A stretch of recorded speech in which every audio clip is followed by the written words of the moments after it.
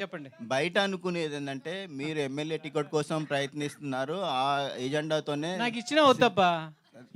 ఈ రాజకీయాలు రొచ్చు, నీ అమ్మ మొగుడా నీ అయ్యా ఈ తిట్టుకోవటానిక, ఇంట్లో పిల్లల్ని ఆడవాళ్ళని వీధికి ఈడ్చుకునేటువంటి కుసంస్కృతి ఉన్నటువంటి అనేటువంటి ఈ రాజకీయం నాకు అవసరమా? ఎందుకు చెప్పండి?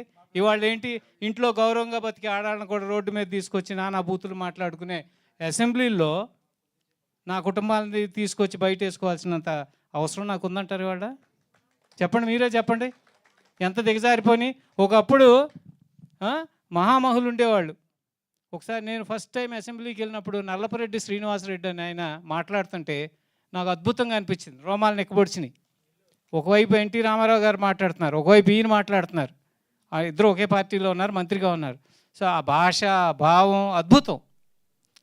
అవి చూసి వాళ్ళ అబ్బాయి మాట్లాడుతున్నాడు ఇప్పుడు అసెంబ్లీలోను, వాళ్ళ సహచరులు మాట్లాడుతున్నారు. రోత, అసహ్యం.